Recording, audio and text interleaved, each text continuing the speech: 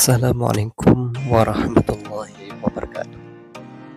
Selamat pagi anak-anak Bapak. Bagaimana kabarnya hari ini? Semoga selalu sehat walafiat. Baik anak-anak Bapak, pada hari ini kita akan melanjutkan materi kita tentang hidup damai dengan saling memaafkan. Adapun tujuan pembelajaran kita pada pagi hari ini, yaitu yang pertama, menjelaskan arti menyatakan penyesalan dan memaafkan. Yang kedua, menjelaskan pentingnya adab menyesal dan memaafkan. Ketiga, merinci ciri-ciri orang yang pemaaf. Dan keempat, mengungkapkan hikmah menyatakan penyesalan dan memaafkan. Perhatikan gambar di samping. Bayangkan seorang yang bersalaman adalah kalian.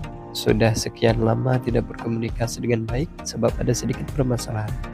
Apa yang kalian rasakan dalam jiwa kalian? Setelah anak-anak Bapak menjawabnya, mari kita lanjutkan. Kegiatan 1A, arti menyatakan penyesalan dan memaafkan. Apa definisi penyesalan dan memaafkan? Penyesalan adalah perasaan yang muncul ketika seseorang merasa menyesal atau menyesali perbuatannya yang salah. Sedangkan memaafkan adalah tindakan melepaskan perasaan kesal atau dendam terhadap seorang yang telah melakukan kesalahan kepada kita. Kata maaf dalam Al-Quran disebut dengan al-afu, yang artinya menghapus. Kegiatan 2B, pentingnya adab menyesal dan memaafkan. Mengapa adab menyesal dan memaafkan itu penting? Mungkin kalian pernah mendengar orang mengatakan menyatakan penyesalan itu gampang, selesaikan dulu masalah. Betulkah menyatakan penyesalan lebih mudah daripada memaafkan? Menyatakan penyesalan atas kesalahan membutuhkan jiwa kesatria, berani berbuat, berani bertanggung jawab. Orang yang pengecut tidak akan mau menyatakan penyesalan karena ia merasa tidak bersalah, merasa tidak berdosa, atau merasa benar sendiri atas perbuatan atau ucapannya. Rasulullah SAW pernah bersabda, siapa yang merasa pernah berbuat aniaya kepada saudaranya, baik berupa kehormatan badan dan harta atau lainnya, hendaknya segera meminta halal dan maaf sekarang juga, sebelum datang suatu hari yang tiada manfaat lagi harta dan dinar atau dirham. Jika ia punya amal soleh, akan diambil menurut penganiayaannya. Dan jika tidak mempunyai hasanat atau kebaikan, maka diambilkan dari kejahatan orang yang dianiaya untuk ditanggungkan kepadanya. Syarat-syarat dan adab menyatakan penyesalan yang baik. Pertama, mengakui dan menyesali kesalahannya. 2, jangan mencari alasan. 3, dilakukan dengan sungguh-sungguh. 4, bertekad untuk tidak mengulanginya. Dan kelima, jika berupa harta, mengembalikan hak yang diambilnya. Dalil memberi maaf. Bismillahirrahmanirrahim. Qaulun ma'rufun wa maghfiratun khairun min sadaqatin yatba'uha adha. Wallahu ghaniyyun halim.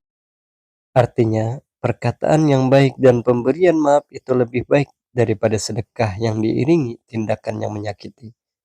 Allah Maha Kaya lagi Maha Penyantun. Quran Surah Al-Baqarah ayat 263. Syarat-syarat dan adab memberi maaf yang baik. Pertama, ikhlas karena Allah. 2, melepaskan hak membalas. 3, tidak menuntut denda atau syarat.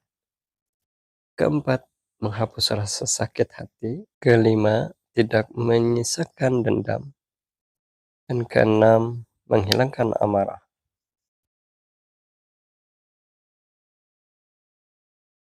Pentingnya adab menyesal dan memaafkan. Adab dalam menyesal dan memaafkan adalah sikap yang harus dimiliki oleh setiap individu. Hal ini penting karena satu, membantu menjaga hubungan yang baik antar individu. Dua, membantu meredakan konflik dan ketegangan dalam hubungan. Tiga, memberikan kedamaian batin dan kebahagiaan kepada diri sendiri dan orang lain. Merinci ciri-ciri orang yang pemaaf. Bagaimana merinci ciri-ciri orang yang pemaaf? Ciri-ciri orang yang pemaaf sebagai berikut. Pertama, bisa merasakan empati, yaitu dapat memahami perasaan dan pandangan orang lain. Kedua, bersedia untuk memberikan maaf tanpa syarat. Ketiga, tidak menyimpan dendam atau perasaan negatif terhadap orang lain. Dan yang keempat, mampu melupakan kesalahan dan tidak terus-menerus mengingatnya. Hikmah menyatakan penyesalan dan memaafkan. Untuk apa kita mempelajari materi menyatakan penyesalan dan memaafkan? Pertama, yaitu untuk dimuliakan oleh Allah Subhanahu wa Ta'ala. Dua, mendapatkan pahala melebihi pahala sedekah. Tiga, telah meneladani Rasulullah SAW. Dan keempat, terbebas dari rasa dendam dan penyakit hati lainnya. Baik, demikian yang bisa Bapak sampaikan. Lebih dan kurang mohon maaf. Assalamualaikum warahmatullahi wabarakatuh.